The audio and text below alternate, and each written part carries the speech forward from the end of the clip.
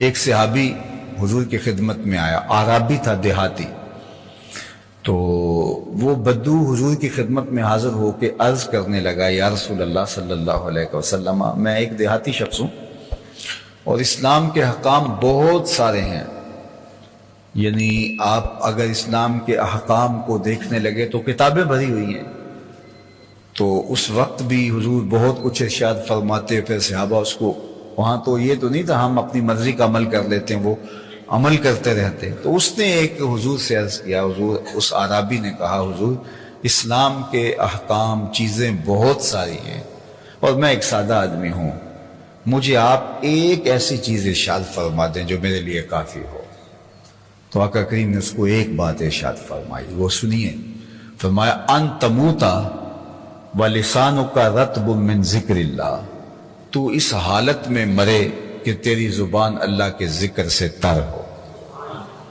یہ خلاصہ ہے، یہ دو لفظی بات ہے کہ تو زندگی اس طرح گزار کہ تجھے جب بھی کبھی موت آئے، اچانک موت آ جائے، ان تموتا ولسانک رطب من ذکر اللہ، جب تو فوت ہو تیری زبان اللہ کے ذکر سے تر ہو. خوش نصیب وہ ہوتے ہیں کہ جو مرتے ہوئے اللہ کے ذکر کے دائرے میں ہوتے ہیں. ایسے لوگ بھی ہوتے ہیں جن کو تلقین بھی کی جائے تو ان کے لبوں پہ کلمہ جاری نہیں ہوتا، اور ایسے لوگ ہیں کہ وہ کہتے ہیں رک جاؤ، میں جا رہا ہوں، مجھے کلمہ پڑھ لینے دو. تو یہ خوش نصیب لوگ ہوتے ہیں. علماء نے لکھا کہ جو شخص نشے کا عادی ہے، مرتے ہوئے اس کی زبان پر کلمہ جاری نہیں ہوتا. وہ شراب ہے، وہ بھنگ ہے، وہ افیون ہے، نشے کی جو بھی صورت ہے، جو نشے کا عادی ہے، اللہ تعالیٰ جل شانہ اس کو آخرت میں جو سزائیں دے گا، دنیا پر اس کی جو سزا ہے اس میں سے ایک سزا ہے کہ مرتے ہوئے اسے کلمہ نصیب نہیں ہوتا. تو فرمایا کہ تیرے لیے بہترین وظیفہ کیا، ان تموتا ولسانک رطب من ذکر اللہ، تیری زبان اللہ کے ذکر سے تر ہو. تو میں اور آپ اپنی زندگی کو اس طرح مرتب کر لیں کہ ہماری زندگی جو ہے وہ اللہ کے ذکر سے تر رہنی چاہیے، اور ہر وقت اللہ کا ذکر ہماری زبان پہ ہونا چاہیے. ذکر کے حوالے سے احادیث میں بہت سارے اذکار موجود ہیں، اور باقاعدہ جو کتاب الاذکار کے نام سے احادیث کے اندر پھر ایک الگ چیپٹر موجود ہے، اس میں ہزاروں مختلف احادیث میں اذکار آئے ہیں. جن دنوں میں اللہ جل شانہ حرم شریف جانے کا موقع نصیب کرتا ہے تو کوشش یہ ہوتی ہے کہ باقی کام بھی کیے جائیں لیکن کچھ اذکار ضرور پڑھے جائیں. تو پھر جو میسر ہوتا ہے وہ دیکھتے ہیں. تو ایک بار میں نے وہاں لائبریریوں میں جو کتابیں موجود ہیں تو اس میں انہی پر ہی زیادہ محنت کی. تو 4 اذکار ایسے ہیں جو سب سے افضل اور اشرف بتائے گئے ہیں. تو ہمیں اپنی زندگی میں وہ 4 اذکار اختیار کرنا چاہیے. اور یہ کوئی میری تحقیق نہیں ہے بلکہ یہ بڑی واضح چیز ہے. احادیث میں جتنی فضیلت ان 4 اذکار کی آئی ہے، اس کے علاوہ کسی ذکر کے لیے اتنی تلقین نہیں ہے. اور وہ ایک تو ہے سبحان اللہ، اور ایک ہے الحمدللہ، اور ایک ہے لا الہ الا اللہ، اور ایک ہے اللہ اکبر.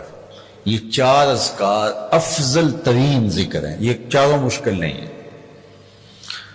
الحمدللہ تملأ المیزان، جب کوئی الحمدللہ کہتا ہے تو میزان بھر جاتا ہے.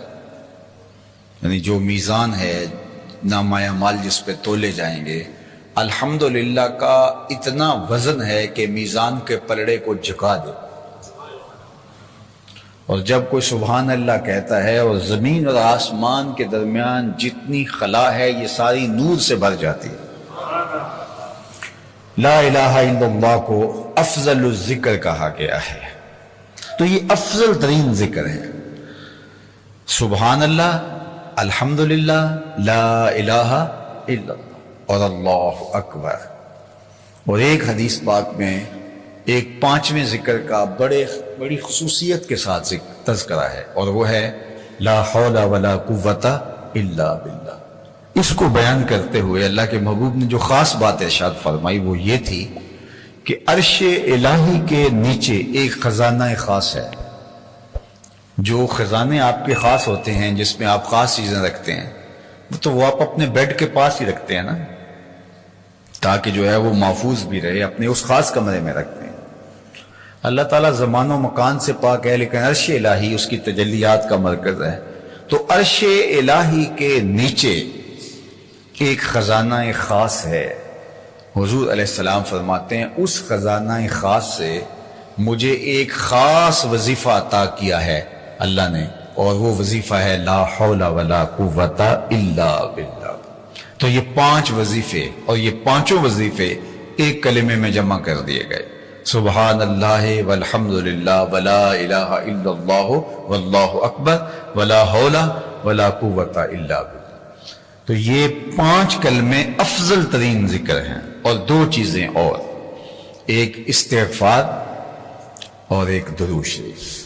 تو یہ 7 چیزیں اپنی زندگی میں لازم کرنا۔ زندگی کا کوئی دن درود شریف کے بغیر نہیں گزرنا چاہیے، زندگی کا کوئی دن استغفار کے بغیر نہیں گزرنا چاہیے، زندگی کا کوئی دن ان 5 وظیفوں کو ادا کرنے کے بغیر نہیں گزرنا چاہیے۔ اور اس کے علاوہ بھی جو بھی آپ کو اذکار جو ہیں وہ یاد ہوں، ازبر ہوں، یا کچھ وظائف کے ساتھ آپ کی مانوسیت ہو تو ان کو ادا کیجئے، انشاءاللہ اس کی برکتیں آپ کو نصیب ہوں گی۔ تو فرمایا اے ایمان والو کثرت کے ساتھ اللہ کا ذکر کرو، اللہ ہمیں اپنے ذکر کے سائے میں رکھے، اور ہماری زبان ہمیشہ اس کے ذکر سے تر رہے، تا آنکے کہ جب پیغام اجل آئے، جب موت کا سندیسہ آئے، جب سانس ٹوٹ رہی ہو تو اللہ کا مبارک نام ہمارے لبوں کا وظیفہ۔